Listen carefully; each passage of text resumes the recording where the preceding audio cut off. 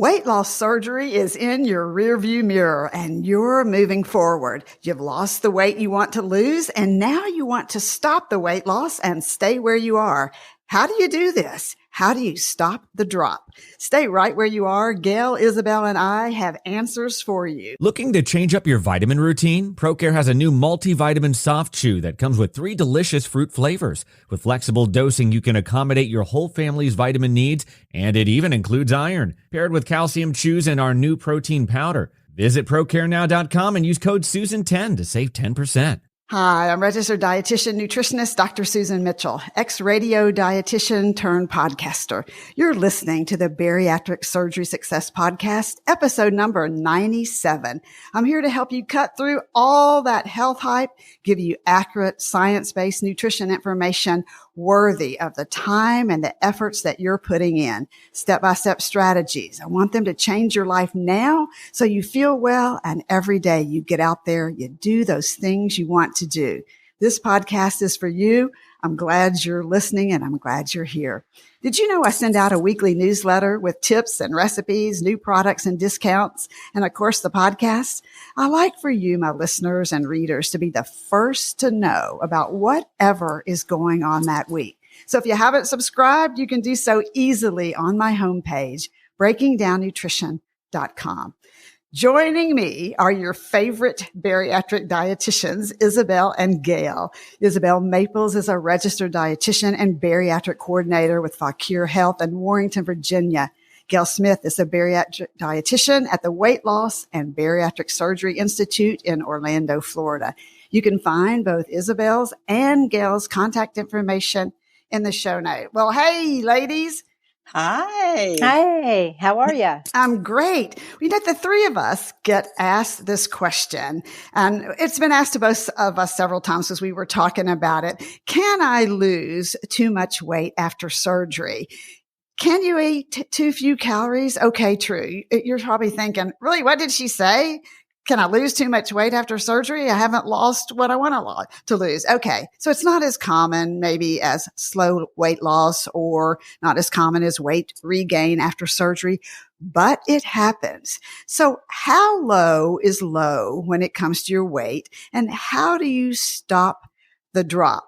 So Isabel, is it the time for a visit back to your dietitian? And what do? Find out what's bothering them, get a buy-in about what they want to work on. Where do you go? Well, definitely the time to see a dietitian.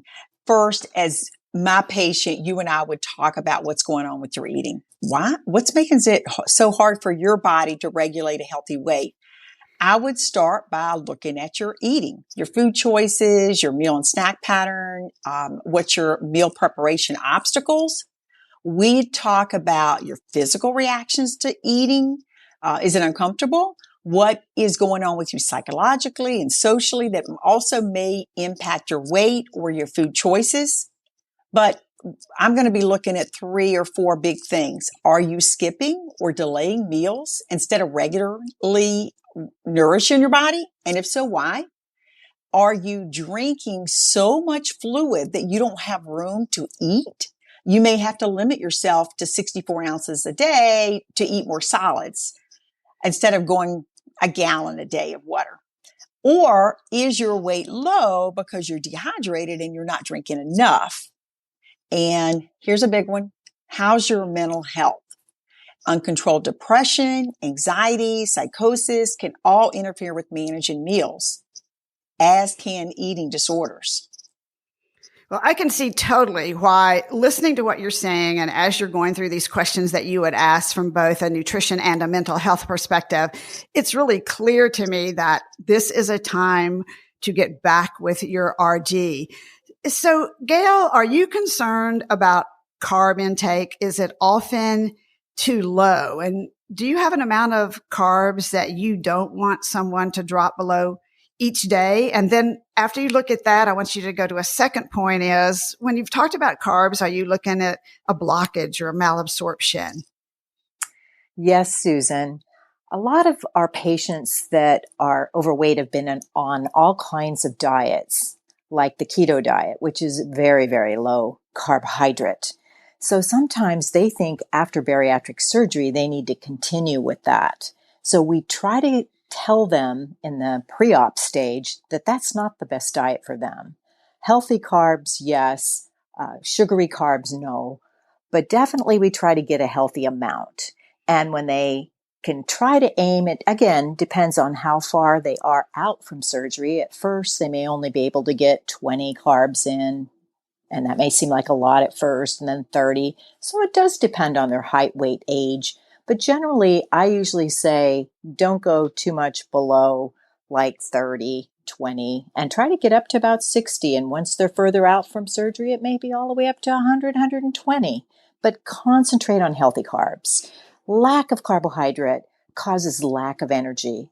And some of them even tell me that they have a little foggy brain because you need carbohydrates to really think.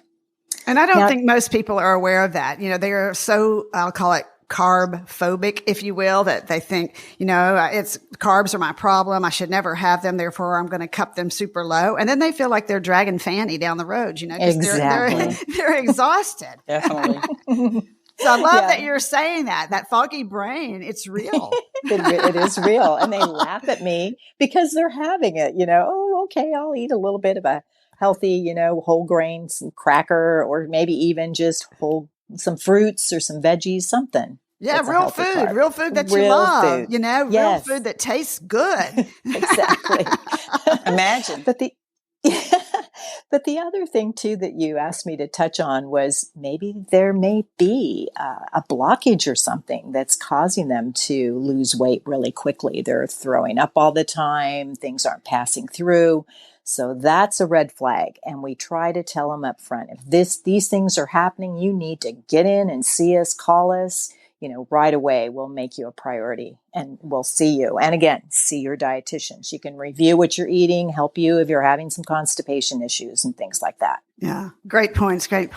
I'm thinking, Isabel, about GERD. So common in our society. Do you see that ever as a factor in too much weight loss? Oh, it definitely can be.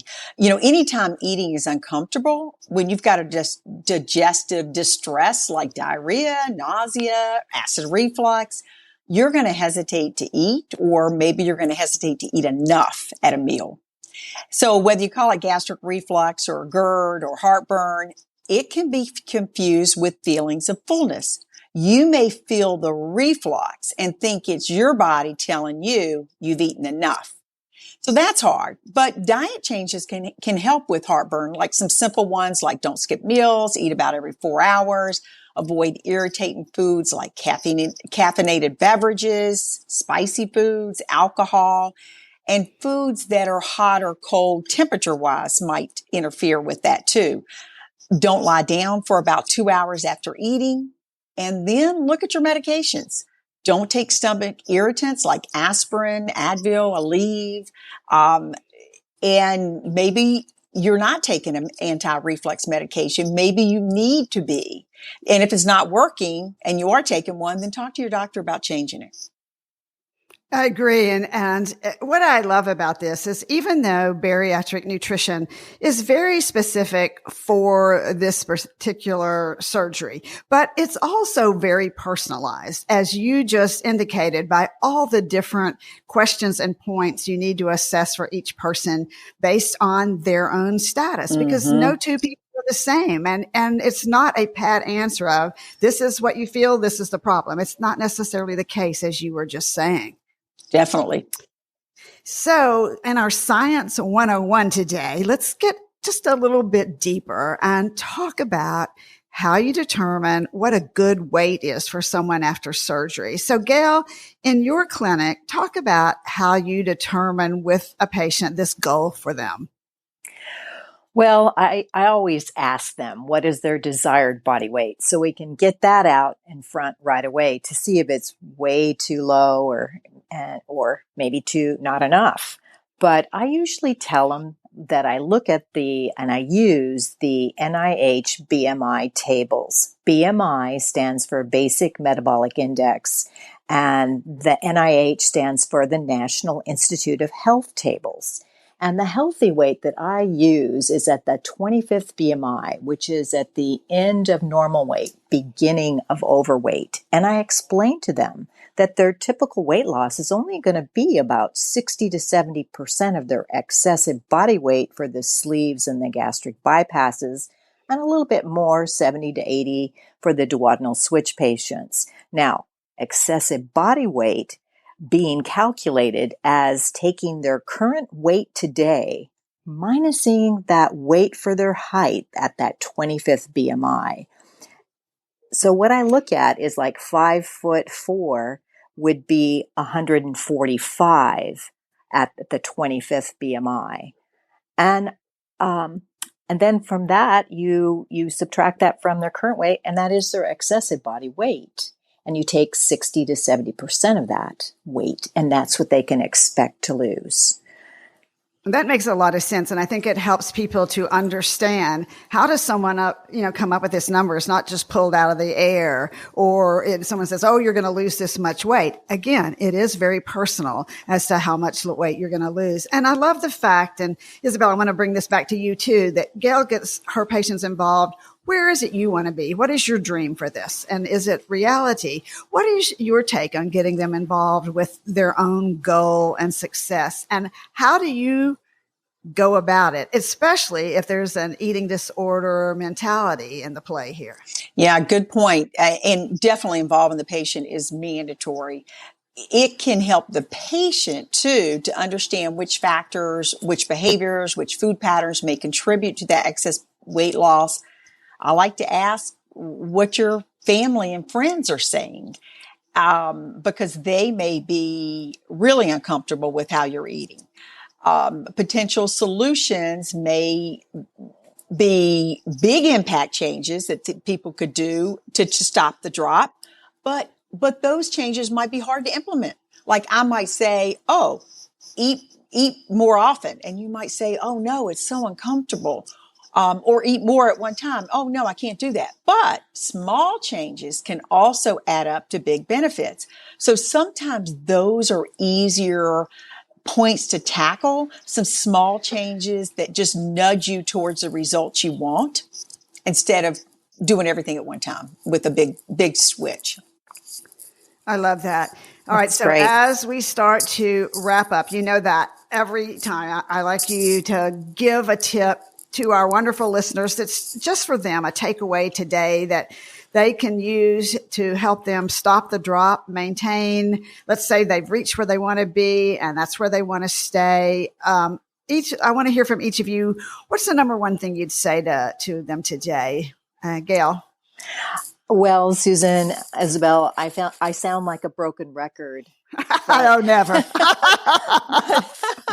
Weight maintenance, especially as we age, just requires that increased physical activity, movement to help you improve your strength, your flexibility, your balance, and most importantly, the maintenance of your body mass. And if you can do that, you're going to be able to eat pretty much what you want in smaller portions, of course. And again, get your water in, stay off of all those other bad things, carbonated beverages, you know what I mean. But that's really the best advice, is just really get out there and move. I love that. And it's for all of us because we're all aging. And if you like to eat and food is something you enjoy, which most everybody does, as you were just saying, which I love, you want to be able to eat real foods in smaller portions. And exercise helps to keep that muscle mass, which is like the fire burning, calorie machine. Exactly. So exactly. I like that. Isabel. Well, I like that too, Susan, because that's exactly what I was going to say, that maybe it's the number. Maybe you're worried about that number, or you don't like the gaunt look you're getting because maybe you're not doing your strength training. You're not getting out there and moving enough. But one of the things that you might do to help your dietitian more accurately help you is to log your food and drink, log your weight, your symptoms that you're getting, anything that's uncomfortable when you eat. And that may help the dietitian see the bigger picture when you go in to see that person. And do you have are there several different apps that are favorites of yours that you suggest people use that are pretty easy? Bariatric. That's a great one. I think that's the number one my patients use, unless they use my Fitness Pal, which they were using beforehand too. Okay. It's a good one. Bariatric and MyFitnessPal. You heard it here. And remember, if you're thinking, gosh, okay, I have reached that point. I've lost all I want to lose, but I'm still losing. Go back to your dietitian, make an appointment, start to, for a little while, track what you're eating with one of the apps. It's so important that you continue with your success, feel good about where you are, and stop the drop when you're ready, because you're worth it.